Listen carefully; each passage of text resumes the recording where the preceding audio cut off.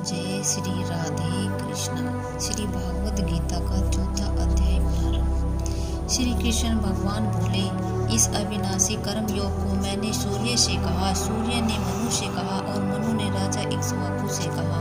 हे अर्जुन, इस परंपरा को प्राप्त यह योग सब राज ऋषियों ने जाना, परंतु अधिक समय व्यतीत होने से यह लुप्त हो गया।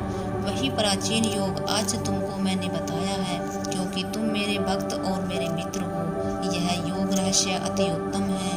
अर्जुन कहने लगे, आपका जन्म तो अभी हुआ है और सूर्य का जन्म बहुत पहले हुआ था। मैं कैसे मान लूं कि आपने सूर्य को यह योग बताया था। श्री कृष्ण बोले, हे अर्जुन, मेरे और तुम्हारे अनेक जन्म हो चुके हैं, मुझे याद है और तुम भूल गए हो। जन्म से रहित अविनाशी संपूर्ण प्राणियों का स्वामी अपनी प्रकृति में स्थित हूँ, तथापि अपनी माया से जन्मता हूँ। हे भारत, जब जब धर्म की हानि होती है और अधर्म का प्राबल्य हो जाता है, तब तब ही मैं जन्म लेता हूँ। साधु की रक्षा, पापियों का नाश और धर्म की स्थापना करने के लिए प्रत्येक युग में जन्मता हूँ। जो मेरे इस अलौकिक जन्म और कर्म का तत्व जानता है, वह मृत्यु होने पर भी जन्म नहीं लेता और मुझ में लीन हो जाता है। इस भांति मोह, भय और क्रोध का त्याग कर मुझ में भक्ति करके और मेरी शरणागति हो। बहुत से मनुष्य ज्ञान रूपी तप से पवित्र होकर मुझ में मिल गए हैं। जो जिस भाव से मेरा पूजन करता है, उसको मैं उसी रूप में उसका फल देता हूँ। हे पार्थ, मनुष्य सब प्रकार से मेरे मार्ग का अनुसरण करते हैं, अर्थात यह चाहे जिसकी सेवा करे वह मेरी ही सेवा है। मनुष्य लोक में कर्म सिद्धि की इच्छा रखने वाले देवताओं का पूजन करते हैं, क्योंकि इस लोक में कर्म की सिद्धि शीघ्र होती है। मैंने चारों वर्णों की सृष्टि अपने अपने गुणों और कर्म से की है। सृष्टि का कर्ता मैं हूँ, तथापि अपने अकर्ता अविनाशी ज्ञान जानो।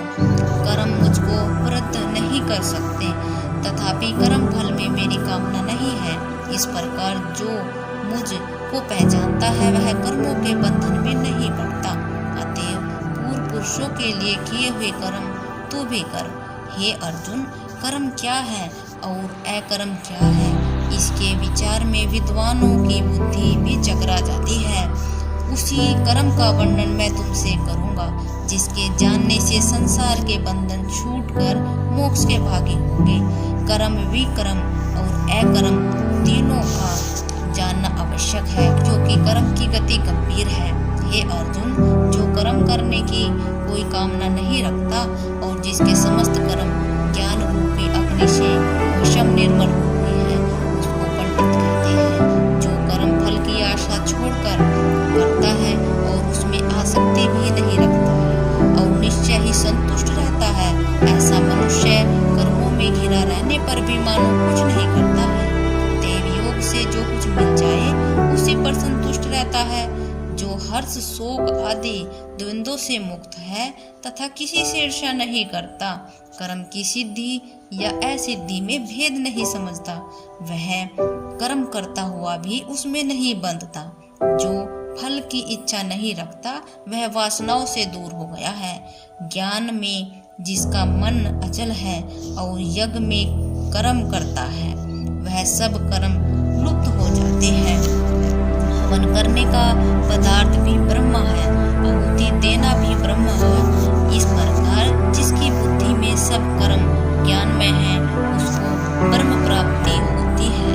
कोई कोई कर्म योगी देवताओं का पूजन करते हैं और ज्ञान योगी ब्रह्मा रूप अग्नि में यज्ञ रूप से हवन कर परमात्मा का भजन करते हैं। कोई ऐसे हैं जो अपनी इंद्रियों को तथा अपने कर्मों को संयम रूप अग्नि में होम देते हैं, और कितने ही इंद्रिय रूप अग्नि में इंद्रियों के रूप, शब्द आदि विषयों को होम देते हैं। कितने ही लोग इंद्रियों के कर्म को और अपने प्राणों के कर्मों को आत्मज्ञान से प्रज्वलित संयम रूप अग्नि में होम देते हैं। कोई तो दिव्य यज्ञ करते हैं, कोई तप यज्ञ, कोई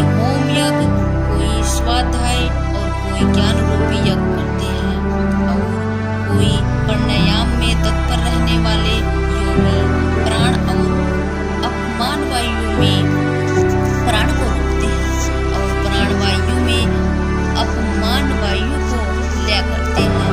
कोई आहार को निरंतर कर्म करके प्राण को रोकते हैं, वे क्या यज्ञ देता है और यज्ञ ही से इन सब पाप नाश हो जाते हैं। जो इस यज्ञ में बचे हुए अमृत रूप अन्न को खाते हैं, वे सनातन ब्रह्म को प्राप्त होते हैं।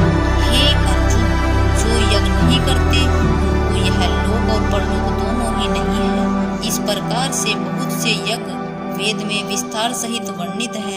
इन सबको कर्म से उत्पन्न हुए जानो। हे प्रतप, द्रव्य में यज्ञ से ज्ञान यज्ञ उत्तम है। हे पार्थ, फल सहित सब कर्म ज्ञान में समाप्त हो जाते हैं। सो उस ज्ञान यज्ञ का तत्वदर्शी और ज्ञान लोग तुमको उपदेश करेंगे, इसलिए तुम उनकी सेवा करना और उनको विनय पूर्वक प्रसन्न करके ज्ञान यज्ञ जानना। इस ज्ञान का लाभ प्राप्त करके तुमको ऐसा मोह फिर नहीं होगा।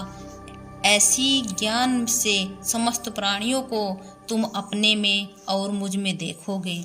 जब सब प्राणियों से अधिक पाप करने वाले हो तो भी ज्ञान रूपी नौका से ही सब पाप रूपी समुद्र को पार कर जाओगे। हे अर्जुन, जिस प्रकार प्रज्वलित अग्नि लकड़ी को जलाकर भस्म कर देती है, वैसे ही ज्ञान रूपी अग्नि सब कर्मों को भस्म कर डालती है। इस प्रकार इस लोक में ज्ञान के समान पवित्र और कुछ भी नहीं है। यह ब्रह्म और बहुकाल प्रयत्न कर्म योग से सिद्ध हुए पुरुषों को अपने आप ही प्राप्त होता है। जो श्रद्धावान पुरुष इंद्रियों को जीत कर ब्रह्म ज्ञान में लगा रहता है, वह ज्ञान को प्राप्त करता है और ज्ञान को पाकर अल्प समय में शांति को पा जाता है। अज्ञानी श्रद्धा रहित जिनके मन में संदेह है, ऐसे जो पुरुष है वह नष्ट हो जाते हैं। जिनके मन में संदेह रहता है उनको यह लोक परलोक और सुख कुछ भी प्राप्त नहीं होता। जिसने परमेश्वर धन और निष्काम कर्म योग के आश्रय से कर्म बंधन त्याग दिया है, हे अर्जुन, उस आत्मज्ञानी पुरुष को कर्म नहीं बांधते। अतएव अज्ञान से उत्पन्न हुए चित्त से इस संशय को ज्ञान रूपी तलवार से काटकर मेरे बताए हुए कर्म योग को करने के लिए प्रस्तुत हो जाओ। बोलो जय श्री राधे कृष्णा। राधे राधे।